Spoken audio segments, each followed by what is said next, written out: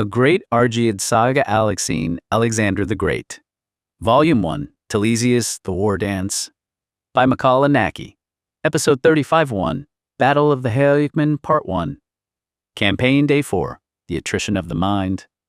The morning mist clung to the basin of the Haliacmon like a shroud, dampening the sound of the churning river and the restless shifting of thousands of men. On the fourth day, the stalemate had turned into a test of attrition. Iphicrates stood over a rough-hewn table spread with a map etched into tanned hide. Beside him, Philip, eyes hard, distant, and unblinking, watched the general's finger trace the line of the river. Around them, the Macedonian commanders and a contingent of Theban advisors stood in a tense semicircle. Pausanias has committed his center to the upper ford, Iphicrates said, his voice a low, gravelly rasp that cut through the morning chill. He believes we are pinned, that the quicksand of the eastern bank will hold us in place, while his heavy infantry grinds us down. He is counting on our immobility. He forgets the nature of this ground, Pausanias, one of the Theban advisors murmured, his eyes fixed on the map. He expects the standard phalanx engagement. He hasn't accounted for the agility of your peltasts, Iphicrates, nor the sheer desperation of the Macedonian cavalry. Philip stepped forward, his gaze locking onto the exact bend in the Haliacmon, where the bank turned into treacherous mire. He did not speak, but he pointed a steady, callous finger at the western flank, a narrow, steep path that appeared impassable to any organized body of men. The prince is correct, Iphicrates noted, acknowledging the silent input with a sharp nod. Pausanias has left his left flank tethered to the ravine. It's an assumption of security. If we push the peltasts through the marsh to draw his attention toward the center, the cavalry can thread through the ravine under the cover of the morning fog. It's a gamble, Parmenian countered, his hand resting on the hilt of his sword. If the fog lifts too early, the cavalry will be slaughtered in the narrow pass. Then we ensure the fog does not lift, Iphicrates replied, his tone final. Philip, you will ride with the talus on the right wing. Your presence there, the blood of the Argeads, will turn this from a mercenary action into a royal crusade. When the trap springs, you do not hold back. You break their line before they even realize the center has folded. Philip did not smile. He simply nodded, his face a mask of that same disciplined, icy composure he had worn since the day in the palace. He looked toward the river, where the distant, dull thud of Pausanias' camp preparations could be heard. We do not hold back, Philip echoed, his voice flat. By midday, Iphicrates commanded, looking at the assembled men, we reclaim the heartland, or we leave our bones in the silt of this river. The battle begins when the first horse touches the water. Dismissed. The fourth day of the march felt less like a military transit and more like a procession toward an inevitable rupture. The army's pace had slowed to a crawl, the coalition's forces now tightly packed. The synergy that Iphicrates had promised had devolved into a sour, claustrophobic irritability. Macedonian guards exchanged glares with Athenian peltasts, while the Theban officers barked orders that seemed designed more to assert dominance than to manage logistics. The royal caravan, embedded in this volatile mess, was a constant friction point. Every time a carriage wheel snapped or a noble's horse shied, the entire line juddered to a halt, drawing the sharp, impatient ire of the foreign commanders. By the time the sun bled into the horizon, the camp was established in a haphazard defensive sprawl. Philip spent the final hours of the daylight walking the perimeter of the royal baggage train. He watched the Athenian sentries. They weren't just watching the horizon for northern scouts. They were watching the Macedonian tents. They are waiting for us to snap, Philip thought, his hand resting on the pommel of his short sword. They want to see the king lose his temper, or the guards to fail, so they can justify seizing direct control of the supply lines. They think this tension is a sign of our weakness. They don't realize it is the heat of the forge. The late afternoon sun hung low and heavy, casting long, bruised shadows across the valley. Iphicrates led his commanders, Attalus, Parmenian, and the young prince Philip to a rise overlooking the river. They scanned the terrain not as men seeking a view, but as generals reading a map carved into the landscape itself. Below, the Haliacmon moved with a sluggish, viscous power, its banks reduced to a treacherous, glistening mire.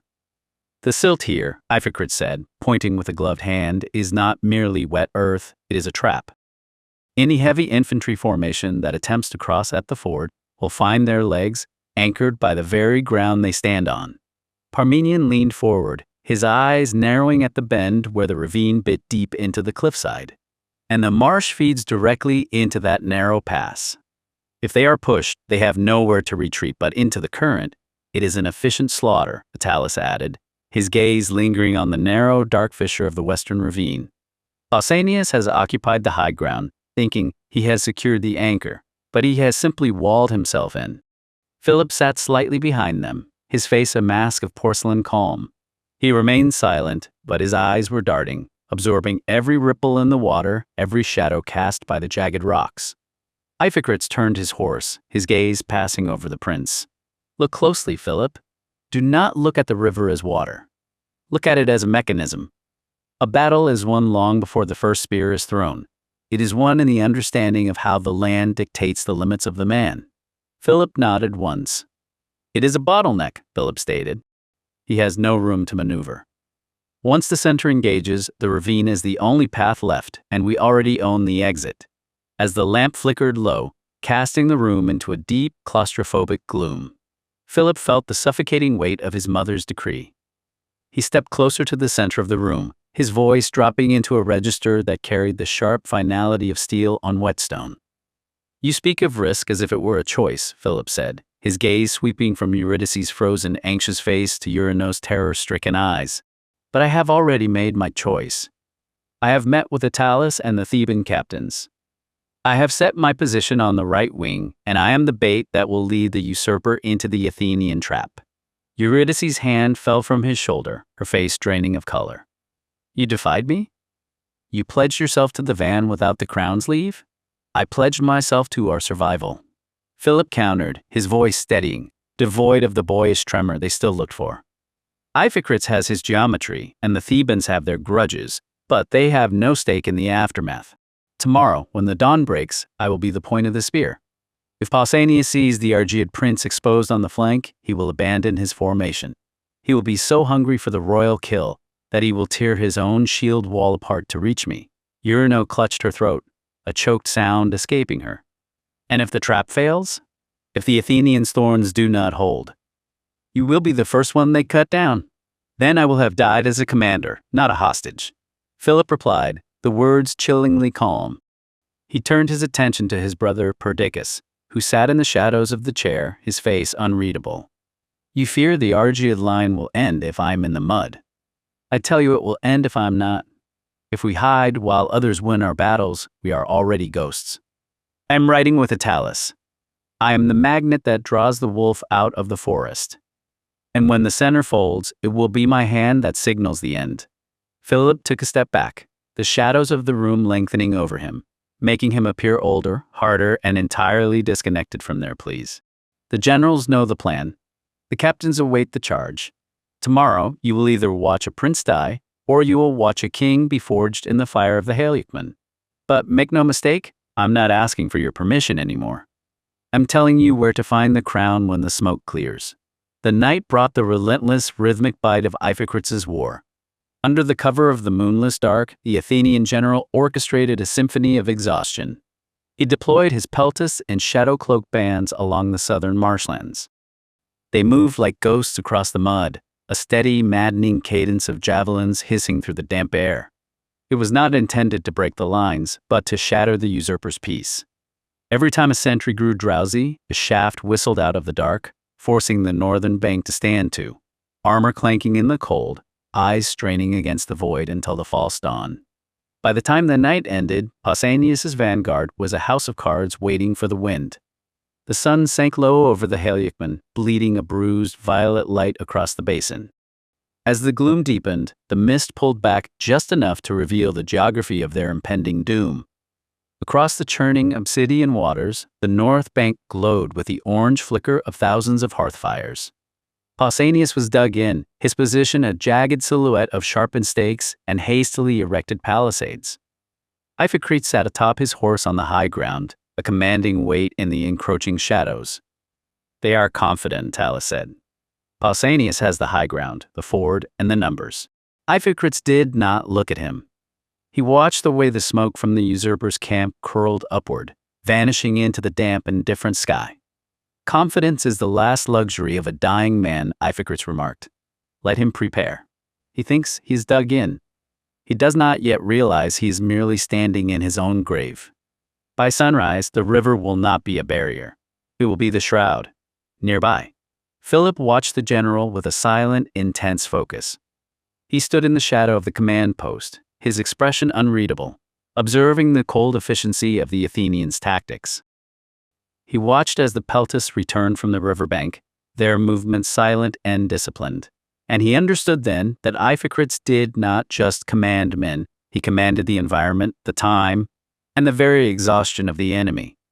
The screams and the clatter from the northern bank drifted over the water, thin and desperate, and Philip realized that the battle was already being won in the dark. The usurper was not being defeated by a charge, he was being unraveled by the night itself. Campaign Day 5, Haliacmon Perimeter. The morning mist hung heavy over the Haliacmon, clinging to the trenches like a damp, suffocating shroud. Inside the command tent, the debate over the royal position was not a strategic discussion. It was a frantic argument over the survival of a dynasty. King Perdiccas stood by the central command table, his fingers wide against the wood. My place is at the front. The men need to see their king if they are to hold the line. The men need a king who lives to reign, Eurydice countered, her voice brittle. You are the symbol, not the infantry. You stay back. Old Attalus scoffed, his face a landscape of scars. A symbol in a box? That is no king. That is a trophy. If he isn't seen, the phalanx will break. Philip listened from the shadows, the weight of the moment settling into his marrow. He realized the courtesy of war was a lie. If Iphicrates broke Pausanias alone, the Argead throne would be a gift wrapped in Athenian linen, a kingdom held by the grace of a general.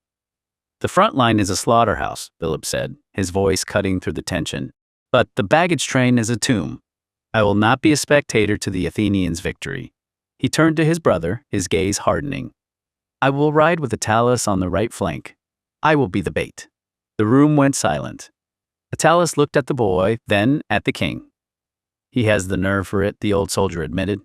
If the Argead prince is exposed, Pausanias will abandon all restraint. He'll tear his own formation apart, just to secure the royal prize. Then it is settled, Perdiccas whispered, his relief masked by guilt. Philip rides. As they dispersed, Iphicrates stepped into the center of the tent. He did not look at the map. He looked at Philip, his eyes devoid of warmth. We discussed the mechanics of this yesterday, Prince, Iphicrates said, his voice dropping into a lethal, measured cadence. You remain the bait. You are to ride with Attalus on the right wing, not for glory, but to ensure Pausanias remains obsessed with the royal prize. He tapped the map sharply. As we agreed, the moment he sees you exposed, he will abandon all tactical restraint. He will tear his own wall of shields apart to rush your position. Do not forget our pact. Hold his attention just long enough to fracture him, and you draw him directly into the kill zone. Iphicrates leaned in, his gray eyes piercing the boy. You are the magnet, Philip. The entire outcome of this day relies on your ability to remain the target until the precise moment I trigger the trap. See that you do not forget your role. After the general departed, Philip stood alone in the fading light. He intends to keep me on that flank as a tool for his own geometry, Philip decided, his resolve hardening. I will be the bait, but I will not be his puppet. I will be the pivot upon which this battle turns. He moved toward the periphery of the camp, where a group of Theban captains sat huddled around a fire. He approached them with a deliberate, haunting stillness. The Athenian is efficient, Philip said, his voice a low, steady murmur. He is tearing Pausanias apart to secure his own influence. But tomorrow, when I ride in the van to draw them into the pass, I am not merely playing his game. I am the vulnerability that tempts the usurper to abandon his formation. He knelt, the firelight catching the cold intelligence in his eyes. When the crossing begins, I want to know who among you remembers that there is a difference between a protector and a conqueror. If the Athenian falters, if he finds his forest of thorns blocked by the very geography he claims to master, where will your steel point? He left the question to fester in the heat of the fire. As he walked back into the shadows, Parmenian's eyes tracked him. A heavy, knowing weight. Philip did not look back. He had begun the slow, dangerous work of building a foundation that did not rely on the Athenians' reach, and for the first time, the cold, frozen iron in his heart felt like the weight of a crown. The fifth day marked the end of the long, agonizing transit. As the coalition poured into the Haliacmon Valley, the landscape shifted from the claustrophobic defiles of the march to an expansive, nervous openness. The river, a wide gray ribbon of glacial melt, roared to the west, its sound serving as a constant, white noise reminder that they had finally arrived at the edge of the abyss. The establishment of the camp was a frantic, discordant masterpiece of military engineering. Iphicrates and the Theban commanders took immediate, aggressive charge, treating the valley floor not as a campsite, but as a chessboard they intended to dominate. Under their shouted orders, lines of survey were snapped into the dirt, and the heavy work of fortification began. The general's priorities were starkly different from those of the court. While the royal retinue scrambled to arrange their gilded pavilions and organize the baggage to preserve some semblance of comfort, the Athenian and Theban engineers were carving deep, jagged trenches into the earth. They were not merely preparing for defense, they were building an enclosure. The baggage train of the royal caravan, the very heart of the Argead court, was systematically surrounded by high earthworks and sharpened stakes, effectively walling the king and his kin inside a fortress of their own making. Philip watched the process from the edge of the royal compound, his eyes fixed on the trench diggers. They call it fortification, he thought, observing the way the Athenian soldiers position their sentries. But they have trapped us. By digging these trenches around our baggage, they have turned the king's household into a permanent station. We are no longer the leaders of this army. We are the protected cargo tucked away while the real soldiers decide how to handle the enemy. The friction was visceral. When a Macedonian noble attempted to protest the placement of a refuse trench too close to the royal pavilion, a Theban officer dismissed him with a cold, mocking gesture, refusing to halt the work. The Macedonians were forced to watch as their own capital on wheels was swallowed by the military architecture of their allies. By nightfall, the camp was a fortress, yet it felt less secure than ever. The light of the watchfires reflected off the new raw mounds of dirt surrounding the royal caravan. Philip sat outside his tent, listening to the rhythmic thud-thud of the sentries' spears against the perimeter. The army was now in place, the board was set, and the courtesy of war had been stripped away, replaced by the stark, intimidating geometry of the generals who had finally, physically, enclosed their king. Campaign Day 6, the farce of power. The sixth day at the Haliacmon was defined by the clashing of two realities: the clinical, cold calculations of the generals and the desperate performative theater of the Argead court. The morning light revealed the coalition as a caged beast. The earthworks, hastily dug the day before, now cast long, harsh shadows over the tents of the royal household. Inside the command pavilion, the air was thick with the smell of stale wine and hot bronze. Iphicrates stood over a sprawling, dust-covered table, his fingers tracing lines on a makeshift map drawn in the dirt. Beside him, the Theban officers leaned in, their voices sharp and rhythmic as they spoke of angles, depth, and the crushing force of the oblique. They ignored the king, treating him as a piece of furniture in his own tent. Look at them, Perdiccas thought, his fingers trembling beneath the folds of his cloak. They speak of my kingdom as a grid to be overlaid with their steel. They do not consult the bloodline, they consult the geometry. While the generals finalized the slaughter to be, the royals emerged to play their part in the grim pantomime. King Perdiccas, clad in ceremonial plate that felt heavier than the crown itself, walked the lines of the Macedonian infantry. Queen Eurydice walked beside him, her face a mask of iron, offering brief, practiced nods to the captains. They were performing dignitia ritual intended to remind the troops that they were fighting for a throne, not just for Athenian gold. Philip trailed them, a ghost in the periphery. He watched the infantry, men who knew their king was a hollow symbol, men who could sense the tension between the Macedonians and their allies. This is the farce of power, Philip realized, his eyes narrowing as he observed the way the soldiers' gaze lingered on Iphicrates rather than his brother. The king inspects the men, but the general commands their loyalty. We walk the perimeter like ghosts visiting a house we no longer own. He caught sight of Lysandra, or perhaps just another healer, moving through the shadows of the camp, and the contrast struck him. The court was obsessed with the preservation of their status, with the ritual of being royal. But out there, in the trenches, the men were preparing for the dissolution of the self. Tomorrow, all this geometry will be broken. Philip mused, watching the Athenian engineers sharpen the last of the stakes. The Thebans will throw their formations into the grinder, and the king will watch from his gilded cage. They are planning to win a battle. I am planning for what happens when they realize they have lost the war. As the day waned, the final council ended. The generals dispersed, their confidence absolute, leaving the royals to retreat to the stifling silence of their pavilion. The camp was no longer a collection of men. It was a mechanism of war, tightly wound and ready to snap at the first light of the next day. Later, Philip ventured into the dense stillness of the Athenian vanguard's encampment, where he discovered General Iphicrates clinically inspecting his armaments. Unlike the Pellan royal guards, who were heavily encased in massive bronze panoplies, the Athenian soldiers were draped in light linothoraxes, cuirasses engineered from multiple layers of quilted linen, and firmly gripped colossal spears nearly double the length of standard Greek infantry weapons. "It is far too long," Philip murmured, touching the heavy shaft of the weapon, his 14-year-old voice slicing through the camp silence. In the absolute chaos of a melee, is it not completely impossible to maintain structural equilibrium? If the enemy slips beneath the point, this massive ash would revert into nothing more than an encumbering log. Iphicrates wiped the bronze point of his spear with a sharpened oilcloth, dropping a freezing clinical gaze onto the young prince. "That is because your intellect is paralyzed by the archaic conventions of the sculptors. Have your feet ever stood upon the bedrock of an authentic campaign?" "No," Philip admitted.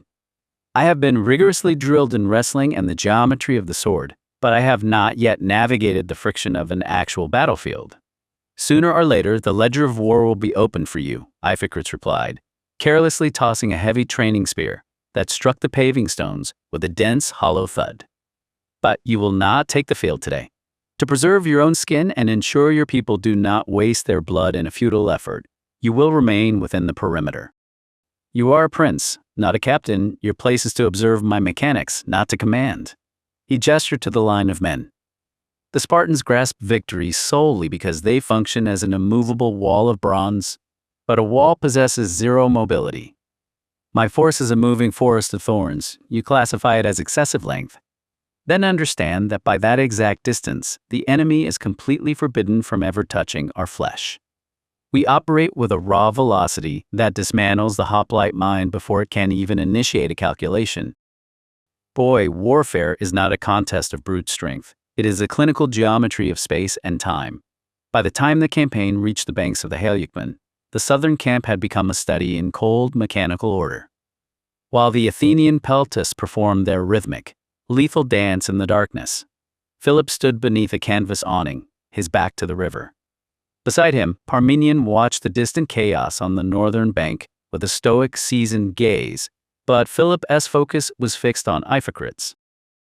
The Athenian general didn't pace. He stood at the edge of his command post, his posture loose and predatory, checking the tension of a bowstring with the same detached care one might show a ledger. Every javelin that whistled into the night, every shriek from the usurper's lines, was a stroke of a pen in Iphicrates' book. Philip felt a sharp, acid bitterness rising in his chest. He is dismantling the usurper, he thought, his eyes tracking the way the Athenian soldiers moved in absolute silent synchronicity. He is stripping them of their pride, their sleep, and their spine. And when the sun rises, he will hold the only weapon that matters. He realized then that the courtesy of war was a lie. If Iphicrates broke Pausanias without a single Macedonian sword raised in earnest, the throne would be a gift wrapped in Athenian linen. He would be a guest in his own kingdom, a boy king seated on a chair carved from Athenian timber. "I cannot let the Athenian write the end of this story," Philip decided, his jaw tightening. He stepped away from the maps, moving toward the periphery of the camp, where a group of Theban captains sat huddled around a low burning fire. He approached them not as a boy, but with a deliberate, haunting stillness that drew their eyes. "The Athenian is efficient," Philip said, his voice a low, steady murmur. "He is tearing Pausanias apart to ensure no one remains to contest his protection of our borders."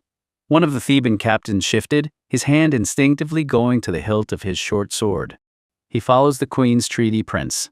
He strikes the enemy as promised. He strikes for Athens, Philip countered, his voice smooth and sharp as glass. He treats our kingdom like a merchant's ledger. But a ledger can be burned. If the Athenian wins this alone, the Argead name will be nothing more than a footnote in his report to the Piraeus. The Thebans remained silent, though the tension in their shoulders sharpened. When the crossing begins, Philip whispered, the words heavy with a promise that went beyond the current campaign, I do not want to be a spectator to his victory. I want to know who among you remembers that there is a difference between a protector and a conqueror. If the Athenian falters in the pass, if he finds his forest of thorns blocked by the very geography he claims to master, where will your steel point? He didn't wait for an answer. He stood, his movements fluid and unhurried, leaving the question to fester in the heat of the fire. As he walked back toward the shadows, he felt Parmenian's eyes on him, a heavy, knowing weight. Philip did not look back. He had begun the slow, dangerous work of building a foundation that did not rely on the Athenians' reach, and for the first time, the cold, frozen iron in his heart felt like the beginning of a crown. The war of nerves. The northern bank of the Haliacmon had become a fevered dream of flickering shadows and paranoia. As the hours crawled toward an agonizing, sleepless dawn, the air in Pausanias' camp grew thick, not with the smell of wet earth and impending battle, but with the metallic tang of fear and unwashed sweat. Pausanias sat within his command tent, the silk tapestries he had stolen from the treasury now hanging askew, swaying in the damp drafts that snaked under the tent flaps. He watched the southern bank through the narrow opening. The fires of Iphicrates' camp were not burning with the chaotic energy of an army preparing to cross. They were steady, rhythmic, and terrifyingly patient. Every time a javelin hissed out of the dark, every time a sentry shrieked as a lead bolt shattered his skull, Pausanias' hand tightened around the hilt of his sword until his knuckles turned ashen. The trap he had laid at the fort had vanished, replaced by the suffocating realization that he was not the hunter, but the bait. Where is the watch commander for the western perimeter? Pausanias' voice cracked, sounding thinner and more brittle than the brittle night air. A captain stepped forward, his eyes hollowed by 3 nights of relentless, nerve-shredding harassment. He was struck by a javelin, my lord. The line broke under the pressure. Pausanias didn't wait for further explanation. He didn't see a broken line, he saw a traitor. He saw the face of every man in his camp turning away, whispering, calculating the moment they would sell his head to the Athenian to save their own lives. With a frantic, wet snarl, he lunged, his blade catching the lamplight as it bit into the captain's throat. The man collapsed, gurgling in the dirt, but Pausanias only stared, his breath coming in ragged, jagged sobs. Dissent, he spat, wiping his blade on the tent silk, his eyes wide and unseeing. They are all whispering. They wait for the Athenian to strike so they can open the gates. Outside, the ripple effect of the execution was instantaneous.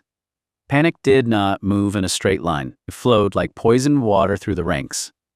As the news spread that their commander was no longer leading, but butchering his own men to stave off his own terror, the cohesion of the usurper's host evaporated. Mercenaries, who had come for the promise of gold and the ease of an easy victory, began to melt away into the darkness, leaving behind their armor and their loyalties. The Thracian tribesmen ceased their chanting, retreating into the shadows of the wagons to sharpen their daggers, not for the enemy, but for the man who was leading them into a slaughterhouse. Pausanias paced the tent like a caged beast, his eyes darting to the entrance every time a javelin whistled or a horse screamed in the distance. He had ceased to be a general. There were no more maps, no more battle plans, only the frantic, clawing need to outlive the next hour. He looked at his own reflection in a bronze basin and recoiled. He was a man waiting for a blade that he knew was already reaching for his throat, delivered not by the Athenian, but by the collapse of his own sanity. Across the water, the silence of Iphicrates' camp was the most terrifying sound of all. It was the silence of a predator that had already tasted the blood of its prey, waiting only for the sun to rise to finish the meal. The long night, the eve of the 7th day. The air before sunset was thick with the scent of pine and impending violence, a heavy golden light staining the Haliacmon. It was in this final, bruising hour of daylight that Philip and Attalus led their cavalry wedged to the front. They did not move under the shroud of night. They rode out into the open, a blatant, provocative defiance of the usurper's lines. Philip sat tall in the saddle, his eyes locked onto the gleaming gold-wrought banners of Pausanias' vanguard. Beside him, Telesias' charger snorted, the sound sharp in the dying warmth of the day. They had not come for a secret crossing or midnight strike. They had come to be seen. Let them look, Philip thought, his knuckles white as he gripped his reins. Let them see the Argead prince and the old wolf of the mountain. Let them salivate at the prospect of a royal kill. The mercenaries shifted, their spears dipping, their formation shuddering like a reed caught in a gale.